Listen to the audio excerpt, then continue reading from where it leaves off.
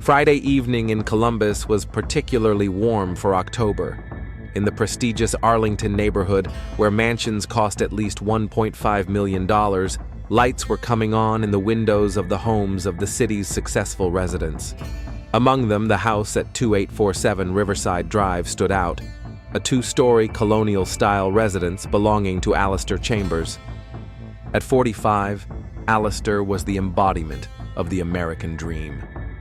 Over the past 10 years, his construction company, Chambers Construction, had become one of the leading companies in the state, specializing in the construction of commercial properties and luxury housing.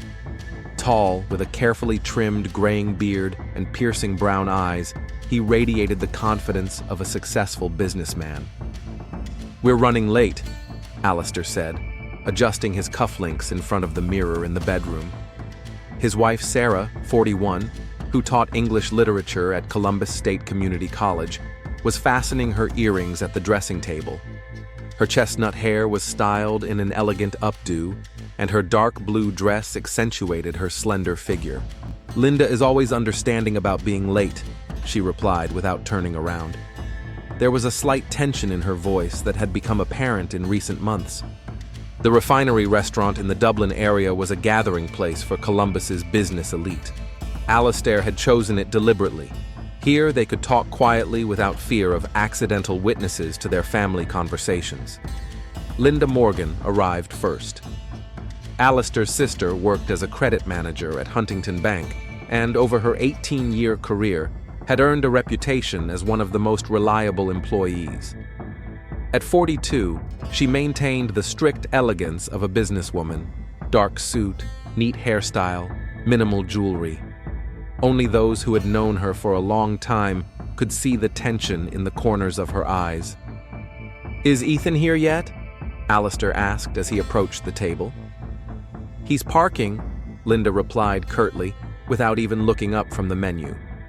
Ethan Morgan appeared a few minutes later. A 22-year-old senior at Ohio State University, where he studied psychology, he looked little like the rest of his family. Tall and thin, with dark hair and gray eyes, he moved with that special grace sometimes found in young people who have not yet fully determined their place in the world. "Sorry I'm late," he said, sitting down next to his mother. Alistair noticed that Ethan was avoiding looking directly at him. It had started 3 weeks ago and was becoming more obvious every day. The first half hour of dinner was spent in the usual family conversation. Sarah talked about her students, Linda mentioned the bank's new mortgage program, and Alistair shared his plans to expand the business. But Ethan remained silent, only occasionally answering direct questions. "How's your thesis coming along?" Sarah asked, trying to include her nephew in the conversation. "I'm writing about family psychology," Ethan replied, a strange bitterness in his voice, "about how family secrets affect mental health." Linda looked up sharply from her plate. Alistair felt something tighten in his chest. "Interesting topic," he said cautiously. "Yes, my professor says I've chosen a very relevant issue." Ethan finally looked at his uncle, and there was something in his gaze that made Alistair look away. The waiter brought the main courses, but the atmosphere at the table became noticeably tense. Sarah sensed it, though she didn't understand the reasons. She noticed that her husband had become distracted lately, often lost in thought, and his glances at his nephew had become somehow peculiar. "Alistair, you wanted to discuss something," Linda reminded him. "You said on the phone that it was important."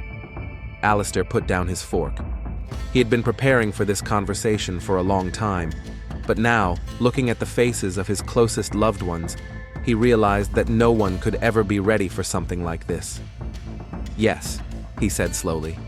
"I wanted to talk to you about changes in my life." Sarah frowned. "What changes?" "I mean personal changes." Alistair looked at his wife, then at his sister, and finally at Ethan. "About who I really am." Linda set her wine glass down sharply. "Alistair, not here." "Where then?" Alistair's voice sounded desperate. "I'm 45 years old, Linda. How much longer can I live someone else's life?" Sarah looked at her husband with growing bewilderment. "What are you talking about?" Ethan suddenly got up from the table. "I need to use the restroom," he muttered and quickly headed for the exit. Alistair watched him go, and Sarah couldn't help but notice the expression on his face, a mixture of tenderness, pain, and some kind of desperate desire. "Alistair," Linda said quietly, "don't do this. Not here. Not now." "What's going on?" Sarah asked insistently. Alistair remained silent, staring in the direction Ethan had disappeared. Quiet jazz music played in the restaurant, and at the neighboring tables, people laughed and talked about their usual problems. But here, at their table, something was brewing that would change everything. When Ethan returned, his face was pale. He sat down and looked at his uncle with an expression that could only be described as pleading. "Please," he mouthed silently. Alistair nodded and put down his napkin. "I guess it can wait," he said. "I'm sorry if I scared you." But something had already been said. Something was already hanging in the air between them, and they could all feel it. The rest of the dinner passed in tense silence. Sarah tried to keep the conversation going, but each of her sentences was met with monosyllabic answers. Linda nervously fiddled with her napkin. Ethan stared out the window, and Alistair studied the contents of his glass as if he could find answers there to the questions he was afraid to ask aloud. When they said goodbye in the restaurant parking lot, Alistair tried to hug his nephew, but he pulled away. "See you at home," Ethan said to his mother, and quickly got into his old Honda. Linda approached her brother. "We need to talk," she said quietly. "Alone." "I know," Alistair replied. "Tomorrow, at my place. Sarah can go to her sister's as planned." Alistair nodded. He watched the lights of Ethan's car recede into the distance and realized that the point of no return had already been passed. All that remained was to decide which road to take next. On the way home, Sarah tried several times to talk to her husband, but he responded distractedly. Only when they were already entering the house did she stop him in the hallway. "Alistair, what's going on? And don't tell me nothing." He looked at her, the woman he had lived with for 15 years, who deserved honesty, but who was not ready for the truth he could tell her. "I'm trying to figure out who I am," he finally said. "Can't I help you with that?" "No," Alistair replied. "You can't help me with that." Saturday began for Alistair with a phone call from the foreman at the construction site in Sh0t North.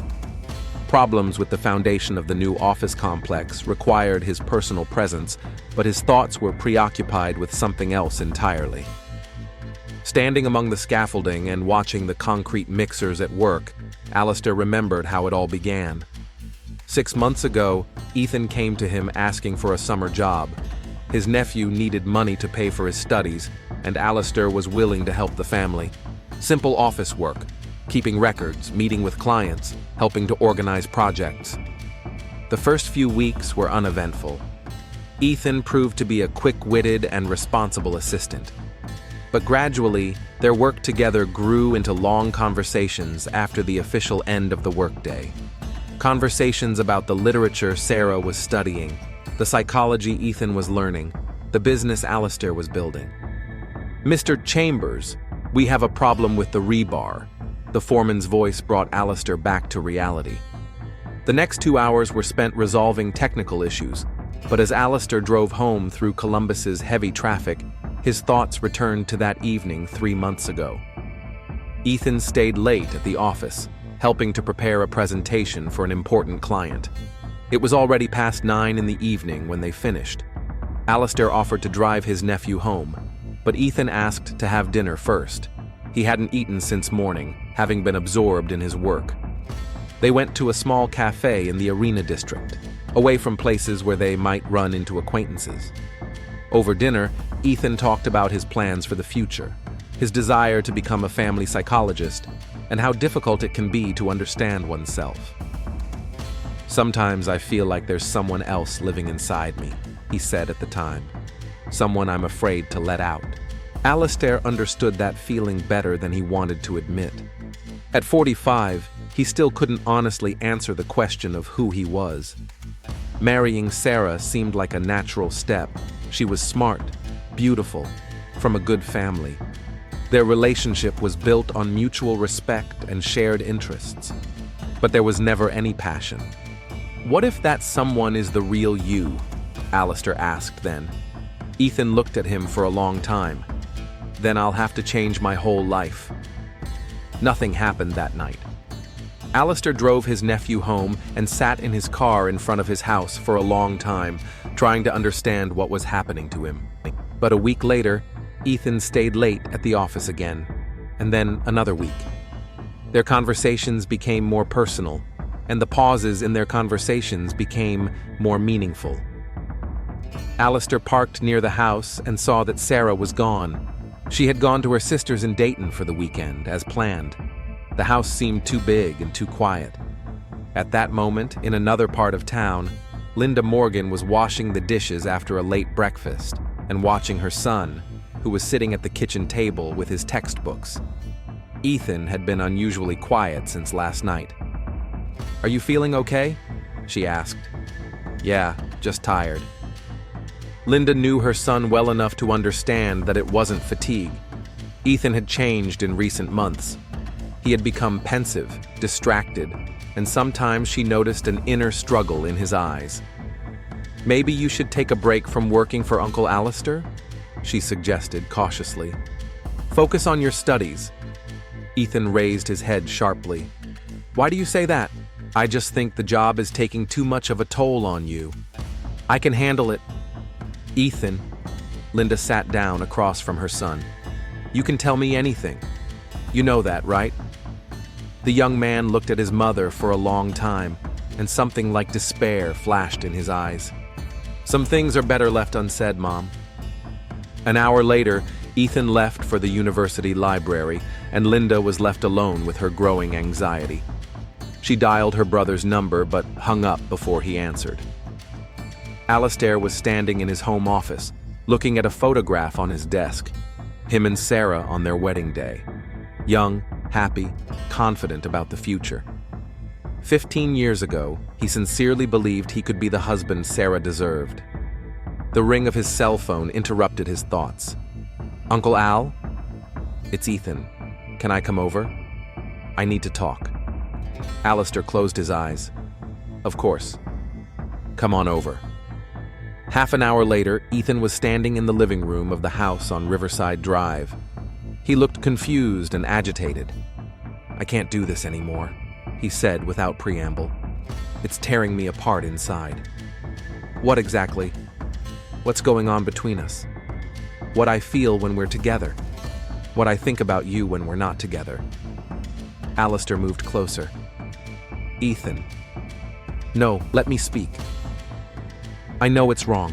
I know you have a wife, that you're my uncle, that things like this aren't accepted in our town.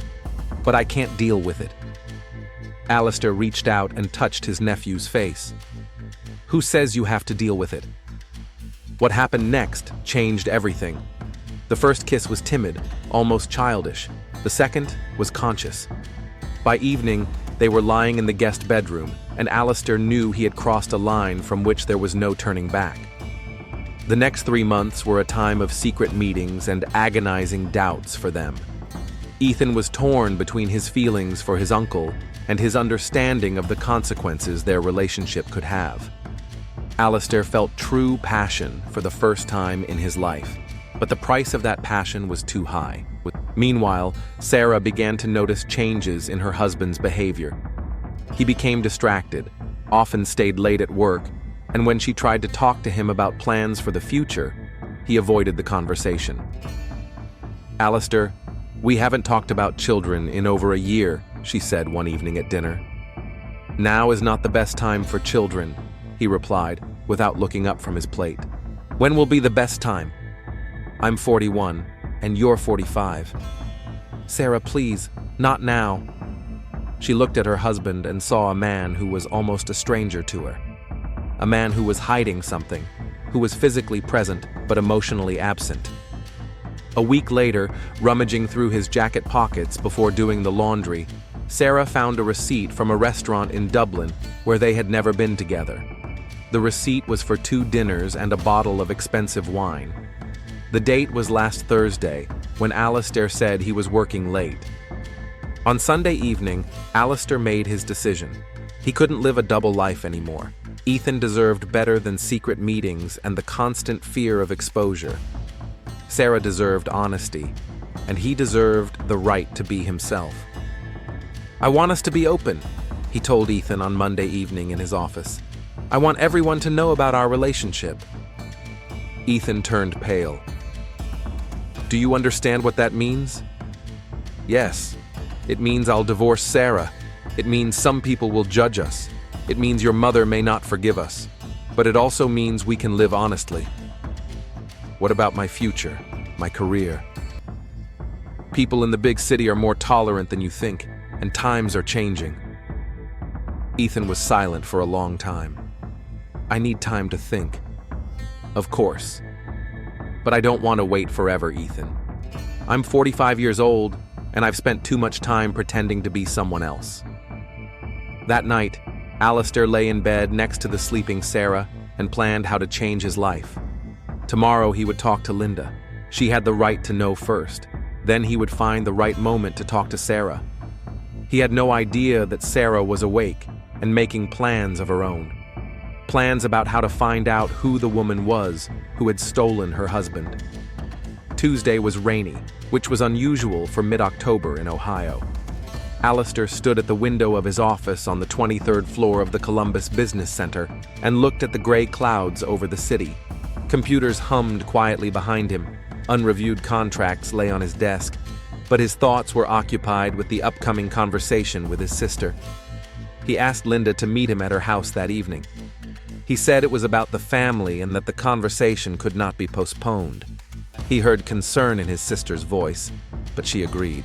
"Mr. Chambers, you have a meeting in half an hour with representatives from Midwest Development," his secretary Jessica reminded him, peeking into his office. "Move it to tomorrow," Alistair replied without turning around, "and cancel all meetings for today." Jessica raised her eyebrows in surprise. In 8 years of working for him, she couldn't remember her boss ever canceling important meetings without a serious reason. At 6:30 in the evening, Alistair parked near his sister's house in the Clintonville neighborhood. Linda had been living there for 10 years, ever since she divorced Ethan's father. The house was more modest than Alistair's mansion, but it was cozy and well kept, a typical middle-class home with a small garden and a white picket fence. Linda met him in the hallway. She was dressed casually in jeans and a light sweater, her hair down. Without her business suit, she looked younger and more vulnerable. "Is Ethan home?" Alistair asked, taking off his coat. "No, he has evening classes at the university. He won't be back until 9. They went into the living room. Linda put the kettle on and took a bottle of white wine out of the refrigerator. "You look like you need something stronger than tea," she said, pouring wine into 2 glasses. Alistair sat down in an armchair opposite the sofa where his sister had settled.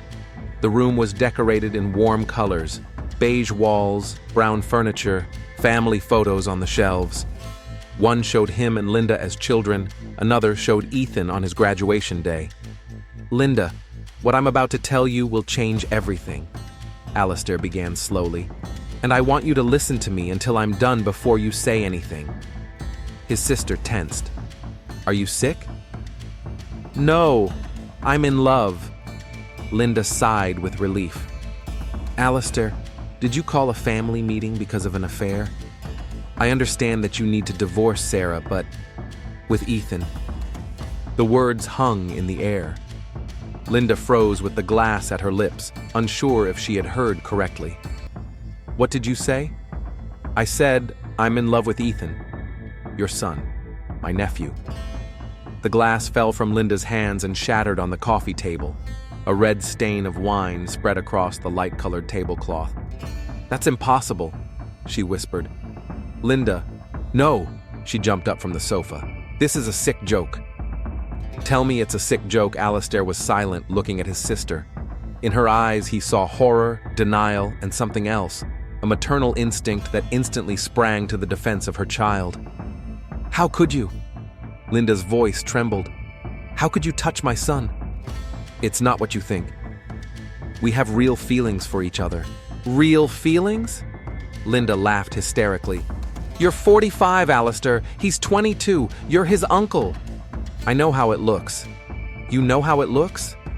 "It looks like molestation, like abuse of trust, like a crime." Alistair stood up and tried to approach his sister, but she backed away. "Linda, listen to me. I never forced Ethan. It just happened. We're both adults." "Adults?" Linda's voice rose to a shout. "You took advantage of his trust." "That's not true." Alistair sank back into his chair. "We spent a lot of time together in the office, talking. He told me about his doubts, about not understanding himself. I saw a kindred spirit in him." "Kindred spirit?" Linda repeated with disgust. "He's your nephew, Alistair, your sister's son." "I know that, and I know it complicates things, but I can't change my feelings." Linda walked to the window and stood with her back to her brother. Rain was beginning to fall outside. "How long has this been going on?" she asked quietly. 3 months. 3 months, she turned to him. "For 3 months, you slept with my son. For 3 months, you've been coming to our house, looking me in the eye and lying to me. I didn't want to lie to you. But you did, every day, every minute." Tears began to roll down her cheeks. "What about Sarah? Does she know?" "No. But I'm going to tell her you're going to tell her." Linda shook her head. "And then what? Are you going to divorce your wife and live openly with my son? In this town? Among our friends, colleagues, acquaintances?" "Yes. You're crazy." "Maybe. But I can't live a lie anymore." Linda moved closer to him. "What about Ethan? Have you thought about him? About his future? His career? Who's going to want to deal with a psychologist who sleeps with his uncle?" "Times are changing, Linda. People are becoming more tolerant." "Not that tolerant. And not when it comes to incest." "It's not incest. We're not blood relatives. Legally, yes. But morally, socially? You raised him, Alistair. You were his role model, and now you're his lover." There was the sound of a door opening in the hallway. Ethan had come home early. "Mom, I'm home," he called out. "The professor canceled." He fell silent when he saw the broken glass, the wine stain, and the faces of his uncle and mother. "What's going on?" Ethan asked cautiously. Linda looked at her son, a tall, thin young man with intelligent gray eyes. Her child, whom she had raised alone for the past 12 years, to whom she had provided a good education, instilled the right values, and given every opportunity for a successful future. "Your uncle told me about your relationship," she said quietly.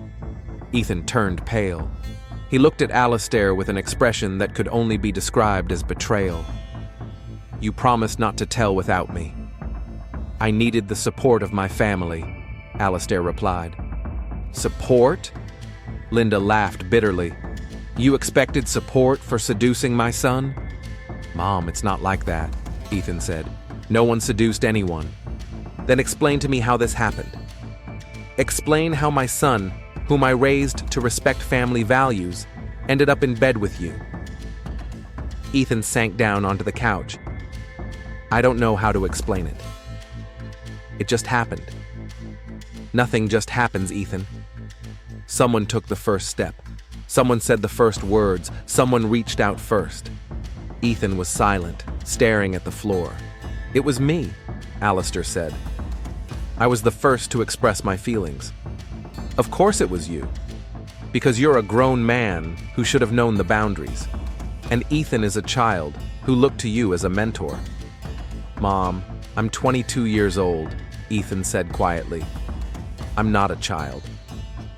To me, you'll always be a child. And any normal person understands that there can be nothing between an uncle and his nephew except familial love." Linda walked over to her son and sat down next to him on the sofa.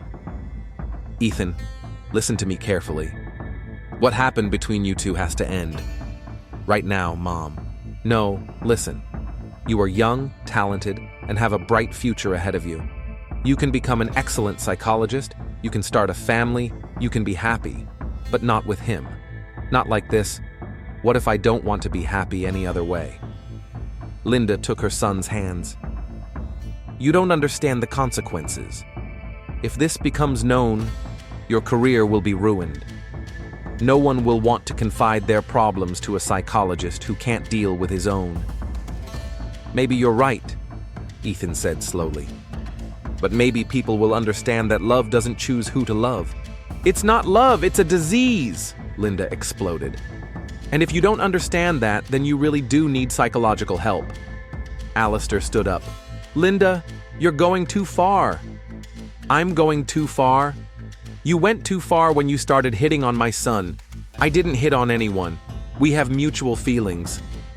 There can't be mutual feelings between an uncle and his nephew. It's unnatural. Unnatural for whom? For you? For society? But for us, it's the most natural thing in our lives. Linda stood up and walked over to her brother. Alistair, I'm giving you 24 hours. You end this relationship, you fire Ethan from your company, and we forget about this nightmare. And if I refuse, then I'll tell everyone. Sarah, your business partners, our parents in Florida. Everyone. Alistair looked at his sister with disbelief. You won't do that. It will hurt Ethan too. Better that he has a ruined reputation than a ruined life. Mom, don't do this, Ethan pleaded. I'm doing this for you. Because I'm your mother, and I see what you don't. Alistair headed for the door. Linda, I won't make decisions under threat. Then make them under the pressure of your conscience. If you still have a conscience. At the door, Alistair turned around. Ethan, are you coming with me? Ethan looked at his mother, then at his uncle. I need time to think. Your time to think is up, Linda said. Alistair, 24 hours. The drive home seemed endless to Alistair. The rain intensified, and the windshield wipers could barely keep up with the streams of water on the windshield. He thought about his sister's words, about Ethan's face, about the choice he had to make. At home, Sarah was waiting for him with a cup of tea and questions about how his day had gone. He said he was tired and went up to the bedroom. Lying in the dark next to his sleeping wife, Alistair made his final decision. He wasn't going to hide anymore. Tomorrow, he would tell Sarah the truth. Then, he would give an interview to the local newspaper about his relationship with Ethan. Let the whole town know who he really was. Meanwhile, at Linda's house, mother and son sat in the kitchen with cups of cold tea. Mom, I can't just stop loving him, Ethan said. You can. Because it's not love. It's an addiction, an illness that can be cured. What if you're wrong? Linda looked at her son, her only child, for whom she was willing to do anything. Then I'd rather be wrong than let him ruin your life.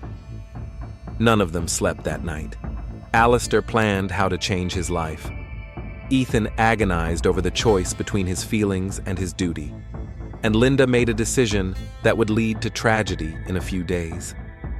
She couldn't let her brother ruin her son's life. And if words didn't help, she would find another way to stop him. Wednesday, October 23rd, began with a phone call. At 6:30 in the morning, Alistair woke up to the insistent ringing of his cell phone. Uncle Al, it's me.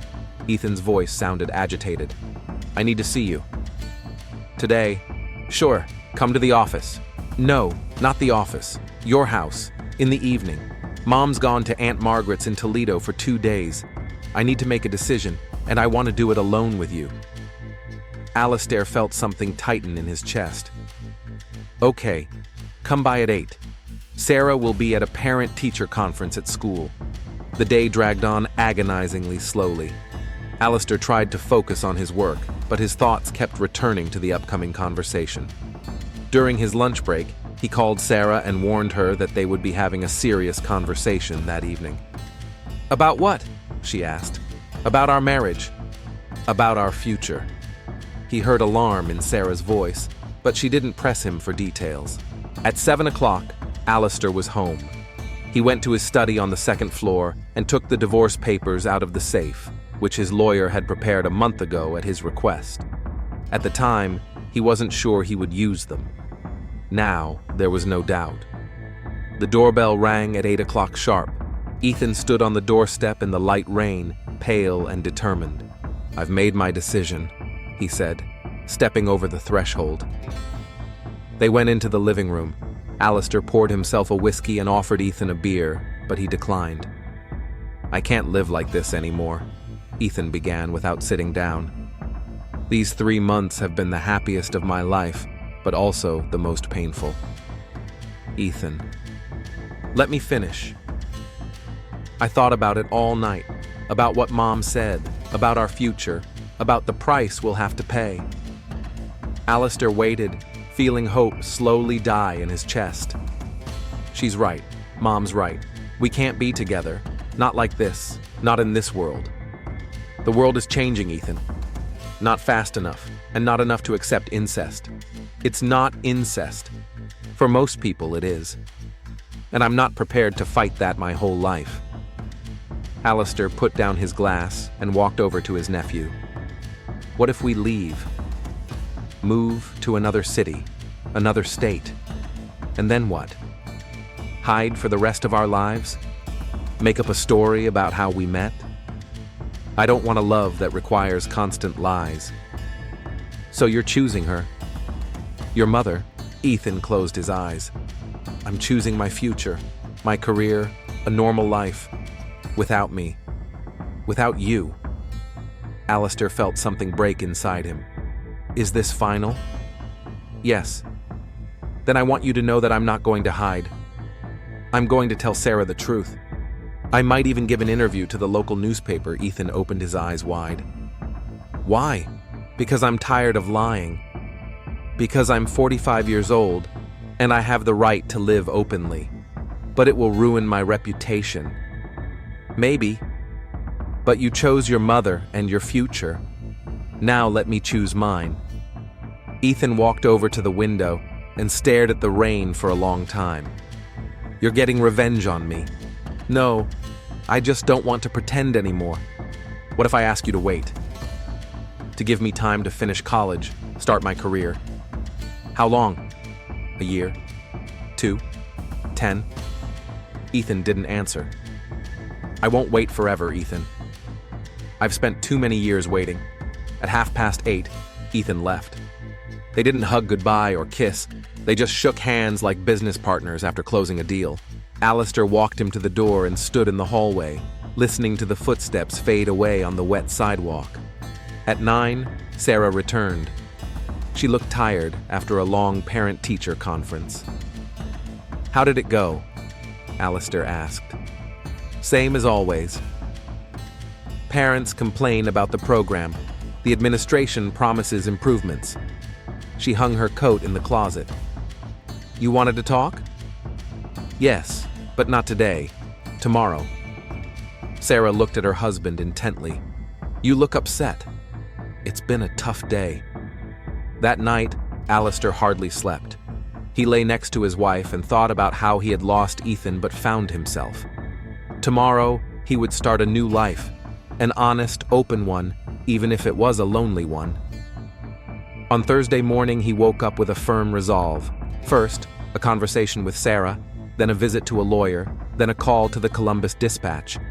But his plans were not meant to be.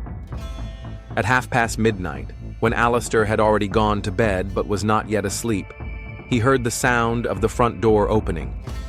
At first, he thought it was Sarah coming back from the bathroom, but then he realized his wife was asleep next to him.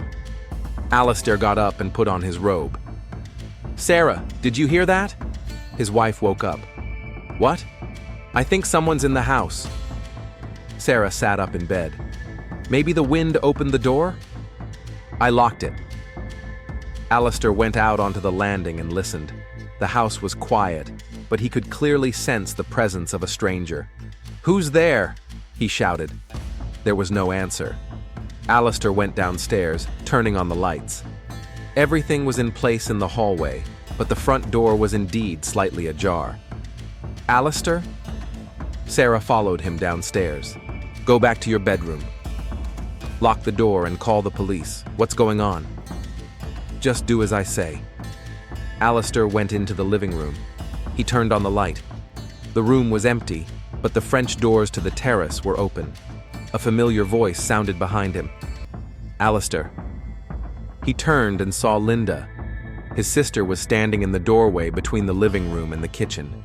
She was holding a hunting rifle, the one that had belonged to their father and was kept in the basement of Linda's house. Linda, what are you doing here? I came to talk. With a gun? You left me no choice. Alistair slowly raised his hands. Put the gun down, Linda. We can talk about this. I already tried to talk to you, but you won't listen. Ethan made his choice. We broke up. But you haven't made yours. You're still planning to tell everyone about your relationship. How do you know? Ethan called me. He told me about your conversation. Alistair took a step toward his sister. Linda, put the gun down. Let's talk like civilized people. I can't let you ruin my son's life. I'm not going to ruin it. You are. Once you tell everyone about your relationship, his career will be over. No one will want to deal with a psychologist who slept with his uncle. That's his choice. No, it's my choice.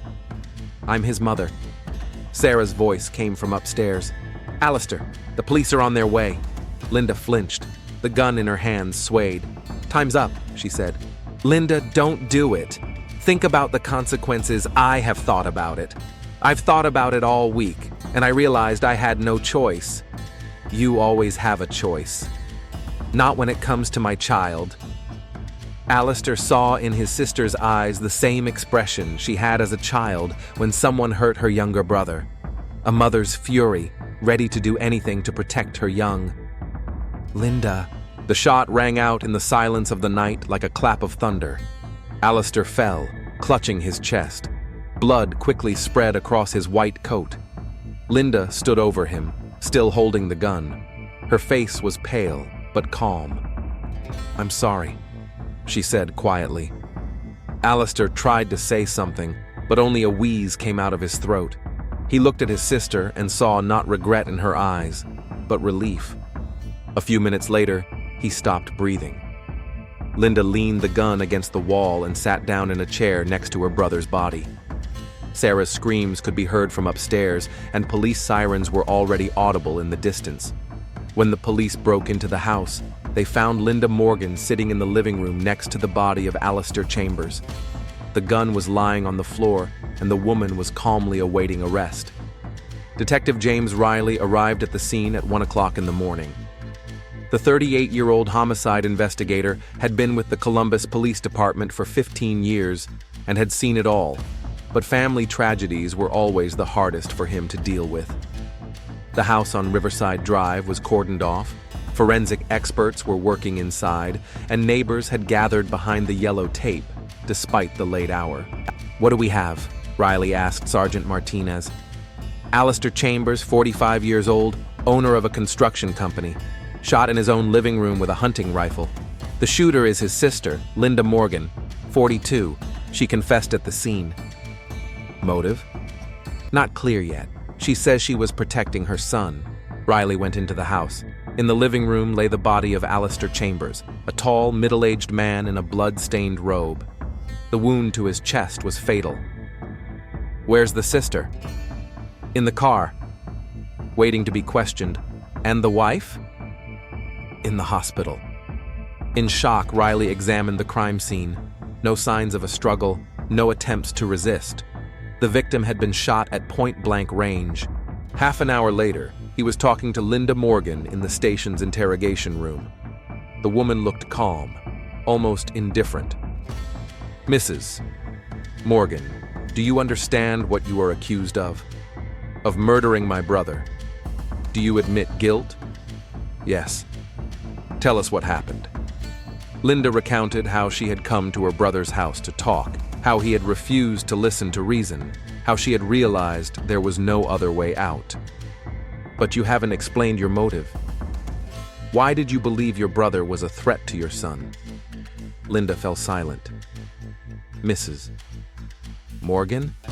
It's a family matter. Murder is never a family matter. Riley spent the next few hours interviewing witnesses and relatives. The picture began to clear up gradually. Sarah Chambers, recovering from the shock, told of her husband's strange behavior in recent months, his distraction and secrecy. He said we would have a serious talk about our marriage yesterday, she told the detective. I thought he wanted a divorce. Ethan Morgan was found in his dorm room at the university. The 22-year-old student looked shaken. I don't understand why my mother did this, he repeated. Uncle Alistair would never hurt me. But your mother thought otherwise? Mom was always very protective, especially after she divorced my father. Ethan, I have to ask you directly. Was there something inappropriate going on between you and your uncle? The young man turned pale. What do you mean? Your mother says she was protecting you from him. From what exactly? Ethan was silent for a long time. Then he said quietly, Uncle Alistair was gay. He was planning to come out publicly. Mom was afraid it would damage our family. It was a lie, but Riley didn't know that yet. Alistair's colleagues at the construction company described him as an honest businessman and a good boss. No one suspected his non-traditional orientation. He was always a very private person, said his secretary Jessica. But in recent months, he has become even more withdrawn. By morning, Riley had formed a preliminary picture. A family conflict over Alistair's sexual orientation had escalated into tragedy. His sister, driven by a desire to protect the family's reputation, had decided to kill her brother. But something about this version didn't add up. It was too drastic a measure for such a motive. There had to be something else. Check the finances of both sides, he ordered his assistants, and find out everything you can about Chambers' company. Maybe it's about money, but the financial check yielded nothing. Alistair was rich, but not rich enough to kill for an inheritance. And Linda had a stable job and her own house. Riley returned to questioning Linda Morgan. Mrs. Morgan, I've looked into your finances. Money has nothing to do with it. I've looked into your brother's reputation. It's impeccable. So what is the real motive for the murder? Linda looked at him with calm eyes. I was protecting my son. From what exactly? From the destruction of his future. How could your brother's orientation destroy your son's future? You wouldn't understand. You're not a mother. Riley realized that without additional evidence, Linda would not confess to the real motive. But he was an experienced investigator and knew that the truth would come out sooner or later. He released Ethan on his own recognizance and continued the investigation. Somewhere in this family history was hidden the truth that explained why a loving mother had become a murderer. Friday began for Detective Riley with an examination of Alistair Chambers' personal belongings. A search warrant for the house had been obtained the day before, and now forensic experts were methodically searching every room of the mansion on Riverside Drive. In Alistair's office, among business documents and contracts, a locked desk drawer was found. A locksmith opened the lock, and Riley discovered something that changed the entire course of the investigation. There were 23 photographs in the drawer. All of them showed Ethan Morgan. In the office, in a cafe, in the park, sometimes with Alistair, but more often alone. The photos were taken with obvious tenderness, many of them close-ups. One in particular caught the detective's attention. Ethan and Alistair in a restaurant, their hands clasped on the table, their gazes full of intimacy. Underneath the photos were letters. 17 notes from Ethan to Dear A, handwritten on plain paper. Riley read a few of them and felt a chill run through him. Dear A, I can't stop thinking about last night. When you touch me, the whole world disappears. A, Mom suspects something. We have to be more careful. My love, I know this is wrong, but I can't stop. You have become the center of my world. The last letter was dated 2 weeks ago. In it, Ethan wrote about his doubts and fears about the future. but ended with the words, "Whatever happens, I will never regret the time we spent together." "Oh my God," Riley muttered. Now everything was falling into place. At the bottom of the box was a cell phone, an old model, apparently used specifically to communicate with his nephew. Technicians had recovered the correspondence from the last 4 months. The messages left no doubt about the nature of the relationship. "Ethan, I miss you. When will we see each other?" "Alistair, tomorrow at the office. The others will leave around 6. "Ethan, I love you." "Alistair, I love you too, my boy." The last exchange of messages took place on Wednesday, the day of the murder. "Ethan, I've made my decision. We can't be together." "Alistair, come over. Let's talk." "Ethan, are you still going to tell everyone?" "Alistair, I'm not going to live a lie anymore." "Ethan, then Mom was right. It's over." Riley closed his phone and looked at the photos. Now he understood why Linda Morgan had decided to kill. It wasn't just about her brother's homosexuality. It was about incest. An hour later, he was sitting in the interrogation room across from Ethan Morgan again. This time, the evidence lay between them. "Ethan, you lied to me yesterday," Riley said calmly. The young man looked at the photos and turned pale. "I don't understand what you're talking about." "You do." "You understand very well." Riley placed one of the letters in front of him. "Is this your handwriting?" Ethan closed his eyes. "Yes." "How long did your relationship with your uncle last?" 3 months. "Who initiated it?" "Does it matter?" "To me, yes. To the court, too." Ethan was silent for a long time. Then he said quietly, "He did." Alistair was the first to talk about his feelings. "But you didn't reject him?" "No, I felt it too." "Did your mother know?" "She found out on Tuesday. Alistair told her." "And how did she react?" "She was furious. She gave him an ultimatum.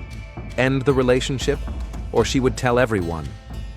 Riley wrote down the testimony. "But your uncle refused?" "Yes. He said he didn't want to hide anymore, that he planned to divorce Aunt Sarah and live openly. And you?" "I knew it was impossible. That it would ruin my life." Ethan looked up at the detective. "I'm studying psychology. I know what people will think of a psychologist who slept with his uncle." "So you broke up?" "Yes. On Wednesday evening I told him it was over, but he still planned to tell the truth?" "Yes. Out of revenge. Or principle. I don't know." Riley put down his pen. "Ethan, do you understand that your mother killed a man for your sake?"